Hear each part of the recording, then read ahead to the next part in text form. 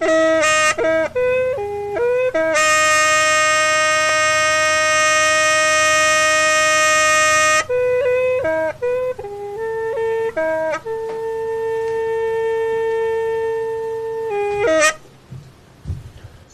个姐姐，好像个好能有故事啊！我是都还会对吧？那啥的，我那个是呢，他们用多，他们用多少？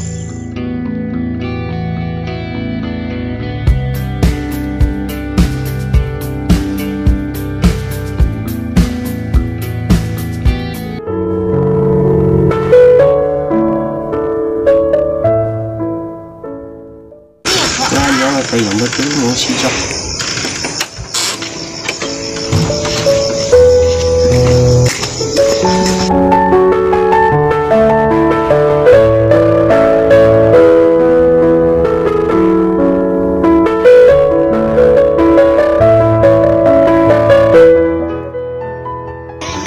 我冇對人打啥。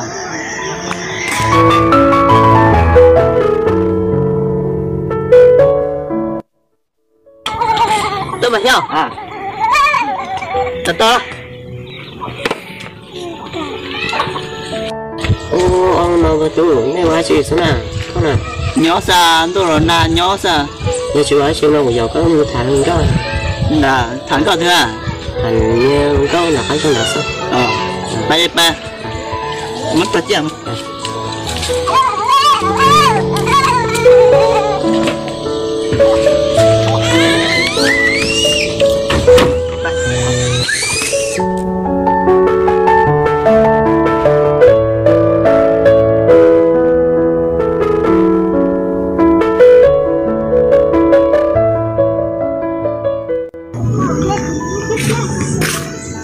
Mà chưa, con có đó.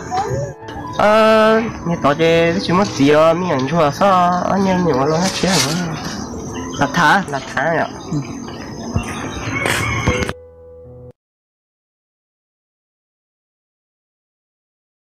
Nhớ cho tôi mua. Nhớ cho đấy to.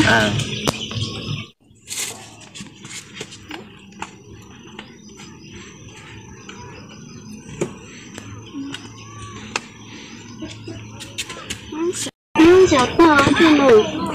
Cho đây.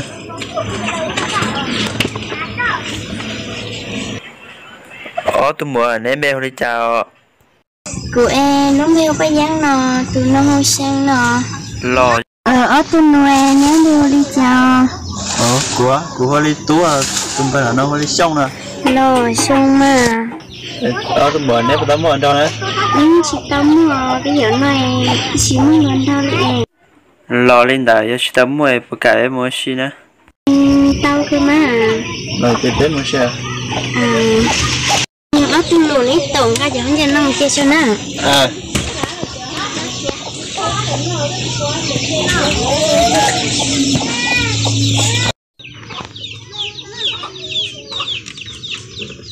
Chào chị phụ nhà đây là nè. Mua mà ở trong lùn. Chị biết bao.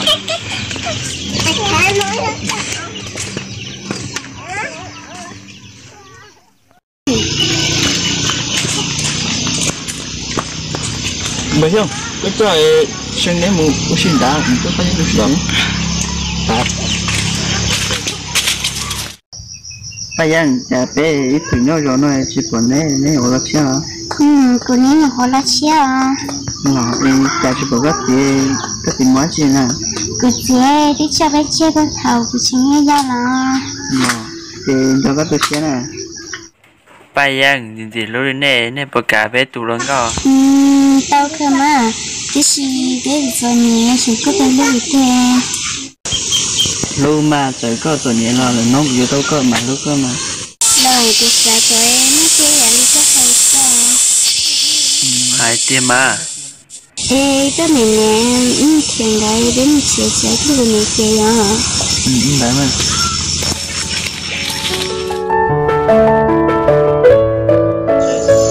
Cái chuyện nó chỉ có già, có cái chuyện không có đâu. Nhiều cô chị trẻ, họ những cái hậu này yêu cố sự à? Thì trong cao đây là trẻ thôi. Tôi chỉ tôi hay nuôi thế mà. ra xài được rất là cao xí nè thế bây giờ tôi cũng thế bây giờ tôi sao tôi chỉ có hai lúc thế có thể chết sao một chân mố mà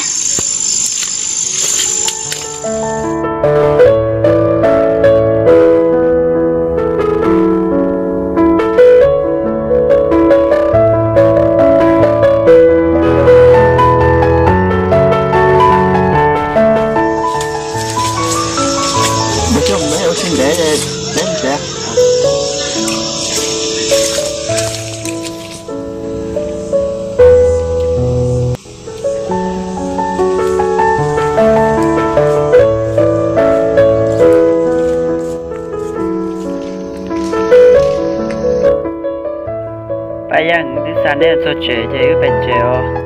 Lò chế lò để cho nè muốn mà. Tôi anh để chơi ta kia ra, để ta kia có mua cho. Ta kia dùng mua tết sao? Lọ, có một cả ta kia cũng đã có mua. Tao cơ mà. Chính để chơi. Chơi muốn nè to à?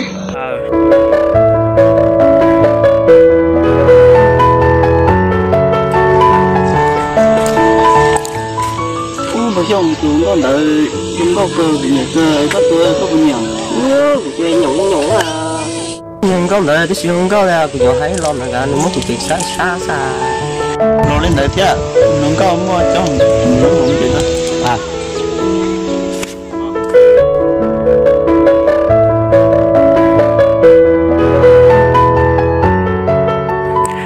mấy xong lo chuyện nó cho mua mà nếu chơi cục bài à nên là chơi tay có tôi à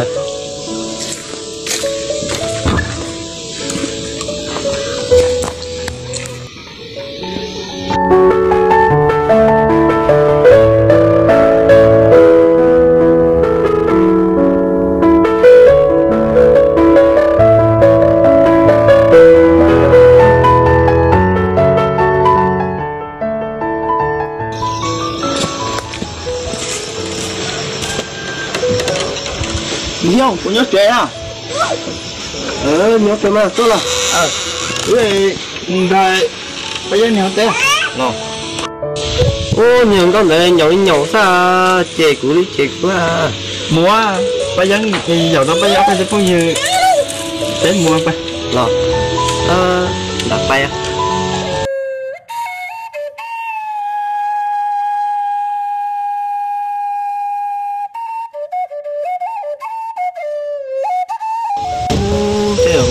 không đeo cho tôi có tỏi nhìn thấy tỏi hả? Tỏi trên này tôi có lên được á tôi xem đó để ta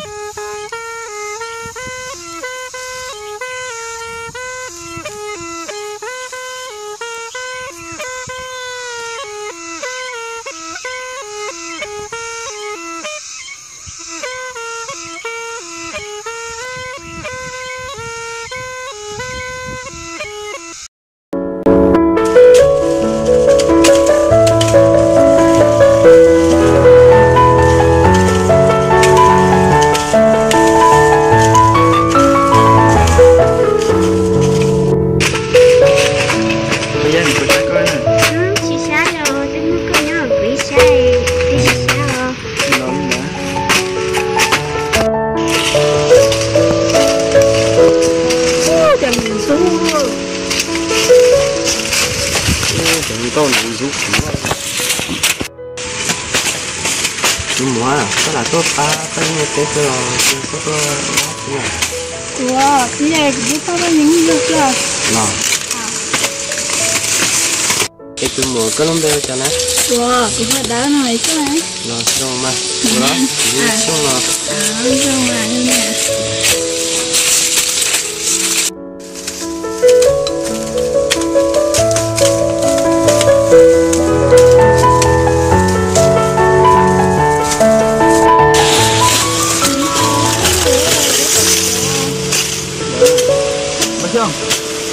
đấy.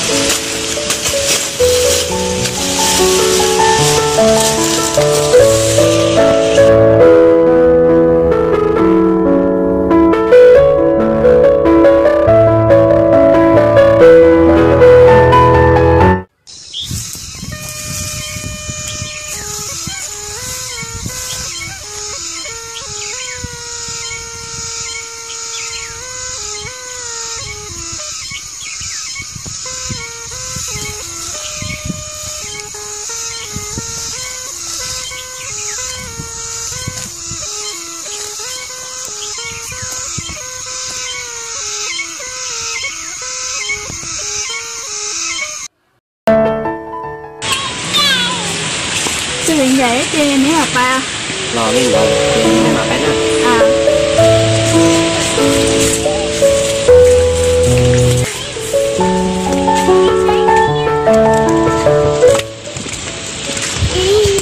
Bà chồng cuối má gì Nó chế xong á. má gì nữa Chế một cái tua.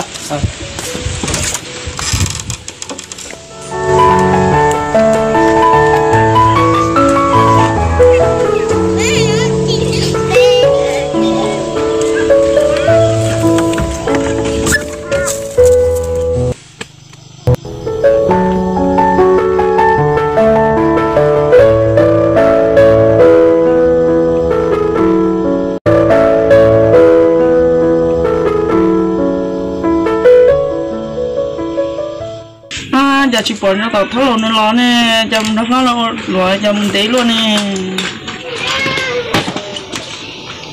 Nè, chụp bỏ thì mới chỉ nè. có chim nó lo là mua lúa sao Lò, nè, của hai thì mẹ của xài cho con nè. chú là coi nó con này coi nó thì không sao ha Nè, cũng xài cho con đó nè. mà cái lồng này nó bị sao được kìa nó dễ sụt tới trái yêu con này sẽ nó sẽ trả nó chú yêu nhà mà yêu một sai chấm một niệm một gì là kêu đi chơi tao yêu vị trí yêu cái này mua đi mua mà Đấy nè. Nè, cái bác sĩ à? chú lo nè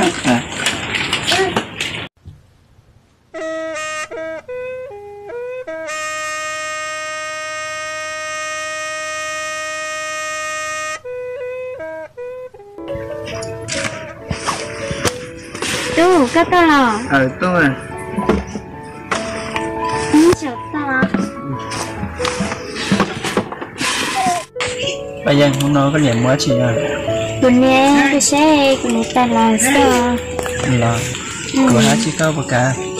Đấy nè. Bây giờ xài tới suy thàn để suy rồi rồi. Ê, sẽ cũng sẽ cho nhé, có những cái có thể chỉ nhẹ cũng sao. Nhớ cơ mà. Mua rồi.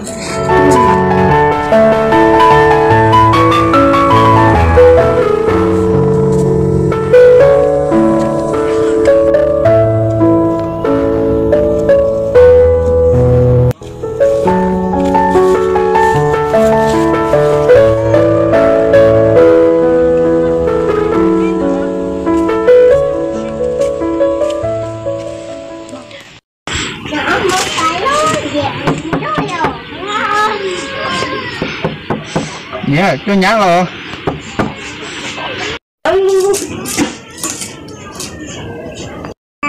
Dạ, thay tôi cho nhắn rồi. ai đi chụp khóc ở trong này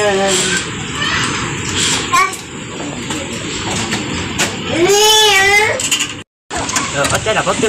cho nhá rồi nha cho nhá rồi lo chú rồi con nhá nhá con nhớ lên chú là cho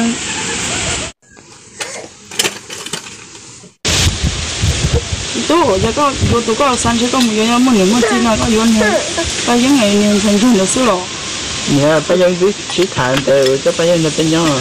những thành phần nó sẽ tiêu chỉ không nhiều à chẳng như có chỉ là có chỉ chỉ cũng có vô Dạ, của vô. Tôi có những cái tiền chỉ bố xí ở trên cái lưới cái xí ở là.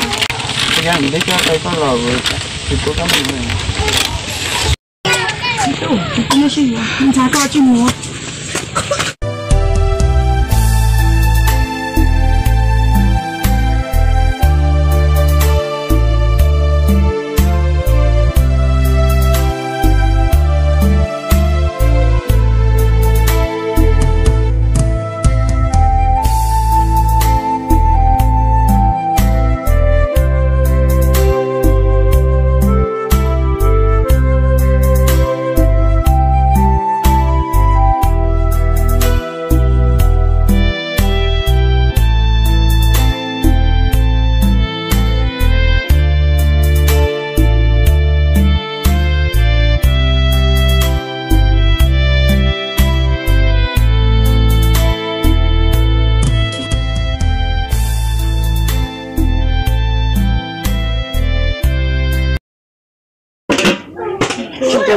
mỏ nè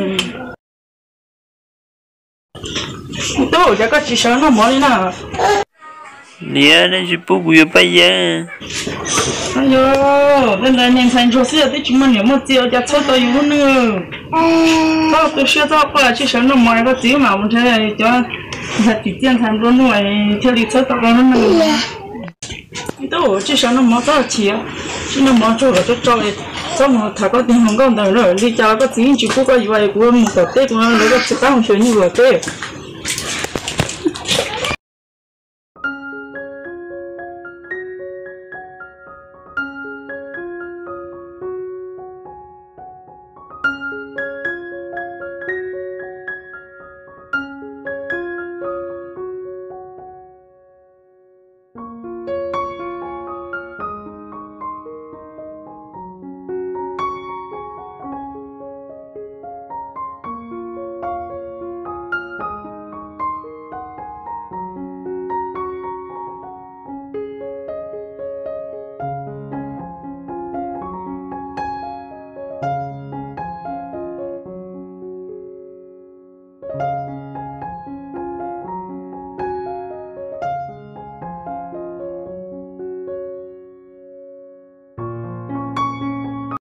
chả có xe rồi nè ông nói bây giờ quá chỉ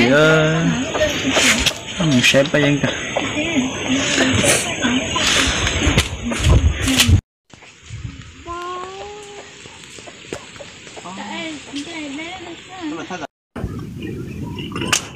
bây giờ sổ cho bây giờ quá chuyện tệ ho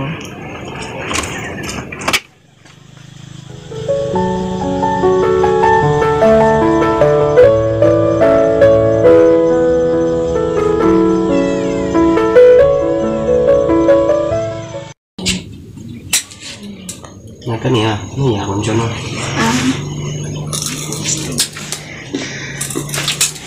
cái gì để nó bắt cơ rồi à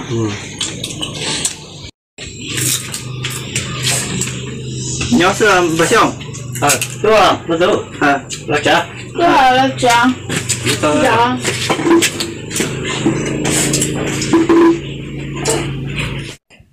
bà xong tôi đã bây giờ là bỏ bây giờ lấy bỏ bây giờ mới gì nè là tôi ở bên nó có cho bao nhiêu rồi vậy có nhà chỉ có cái vậy bao nhiêu thứ kia nó rõ bao nhiêu thứ chuyện nó bao nhiêu rõ nọ nè thì em bà thì em giờ cũng chơi thì hay là sư bà tôi chỉ phải cho bao nhiêu ha wow